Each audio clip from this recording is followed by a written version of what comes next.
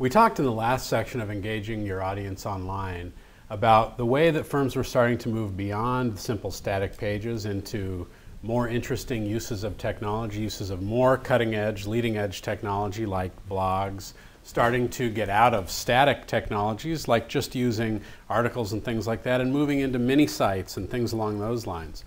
What I want to look at now are some interesting ways that firms are beginning to think about today, point to a couple of ways that firms are actually using some new technologies, but really start to begin to expand your thinking towards what could be possible and what businesses outside of the legal industry are starting to focus on, a little more on the cutting edge. Let's talk for a minute about video. 300 million users watching video online today.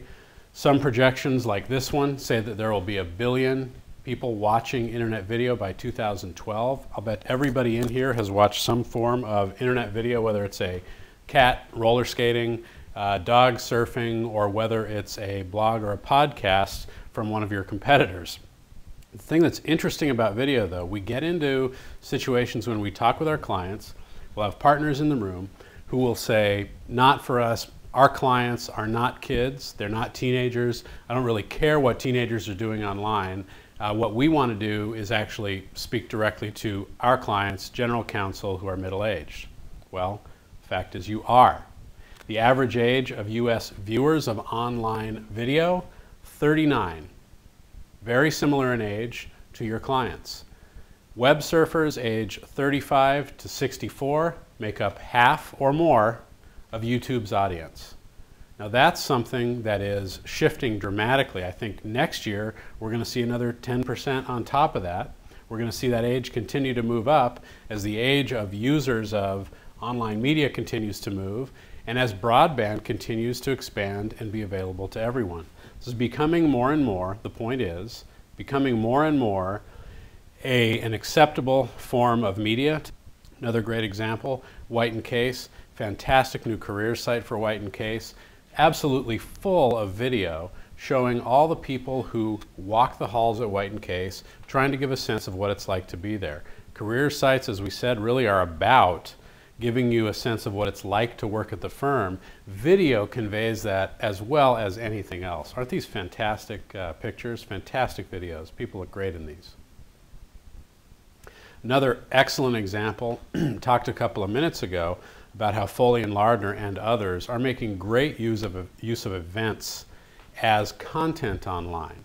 Well, DLA Piper has gone one step further. They're actually putting full events online. So you can go online and you can see the 2-hour seminar that they're presenting on patent law. This is detailed, in-depth information that DLA is providing to establish their position as thought leaders in the community and to establish their position as providing value to their clients online. Absolutely engaging. Go check this out. Terrific use of video, terrific use of online technologies in order to bring you real value online in a way that's not really gimmicky in any way, shape, or form.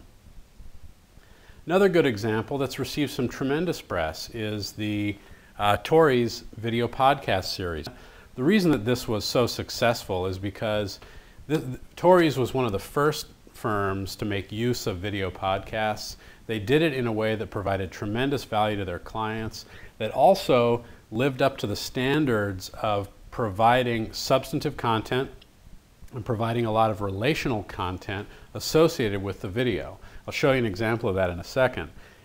So one of the things that you notice when you look at the Tories podcast is they haven't gone away from that. Each of the things that I've highlighted here is actually a piece of relational content that you can get to after watching the video, which provides you with additional value, additional content, follow-up opportunities, and engagement opportunities.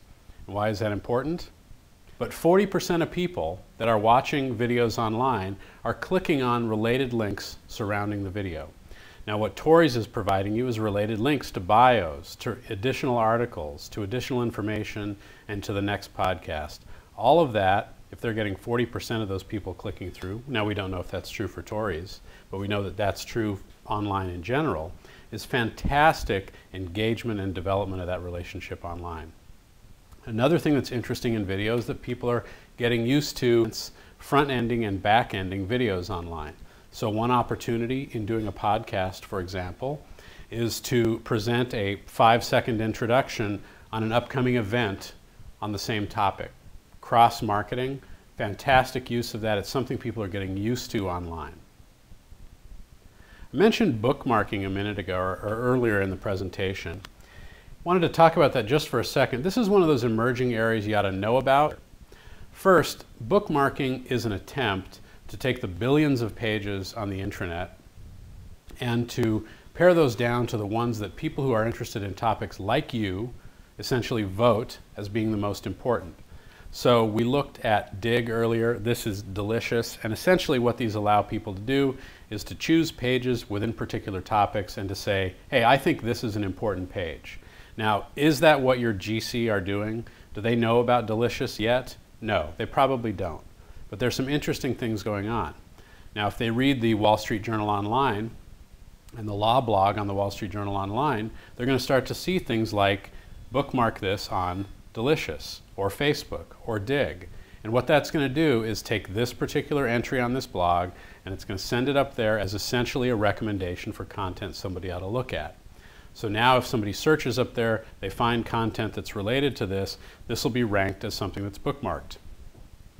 Accenture, these are your clients again, Accenture is doing the same thing. They're allowing you to bookmark blog entries and other things to Delicious and to Digg. Something about those is that they are timely, they're contextual, and it's an interesting direction that things are starting to go. Turns out people are bookmarking law firm websites, but law firms are really not making much use of that little bookmark this page functionality. I'm not sure that they should be, but it's interesting to know about. These are Sidley Austin, Wilmer Hale, and DLA Piper entries on the Delicious website. So I mentioned, this may not be the most important technology for you right now, but what is interesting is thinking about all of those articles, all of those events, all of that content throughout your site, and thinking about how you can take that content and allow your users to say what they think is relevant. Could that add value to those thousands of articles that you have potentially on your site? Could that add value to all of those different pieces of information that you're putting out in newsletters? I think it could. It's an interesting opportunity. And then kind of rounding it out, this is Addleshaw Goddard. Addleshaw Goddard is very leading edge in terms of their use of technology. Our experience has been that UK firms tend to be a little more accepting of new technologies like this. One of the things that's interesting is corporate social responsibility, as I mentioned, is really becoming a big thing in the UK. Pro bono sites and so forth. So this is Addleshaw Goddard's corporate social responsibility site. See if you see a similarity to something you have seen before. What Addleshaw Goddard allows you to do is suggest a corporate social responsibility pro bono program that they ought to be involved in. And what you do is you suggest it, you say why, people get to comment on it, people get to vote on it, people get to provide additional information on it, and you can actually volunteer to be a part of some of the different programs that people are actually posting and suggesting to Addleshaw Goddard on their corporate social responsibility site. They also have a blog related to corporate social responsibility that surrounds this entire system, and they've made this a really interactive, leading edge kind of an experience for people who are interested in these topics, interested in these ideas. Absolutely engaging, makes Addleshaw Goddard the kind of firm you want to work with. So obviously no secret, what this is very similar to is the Members Project at American Express. And the idea here again, think about these as examples of ways that you can use these technologies, use these concepts to engage online. It doesn't have to be that you take these all wholesale, take them all fully through, do video online and blogs and corporate social responsibility, but it's being done. And it's being done in interesting ways that create community, create engagement, and provide value. This is where things are going. Okay, in the next section, what we're going to look at is how to get started and how to create buy-in for engaging programs like this within your firm.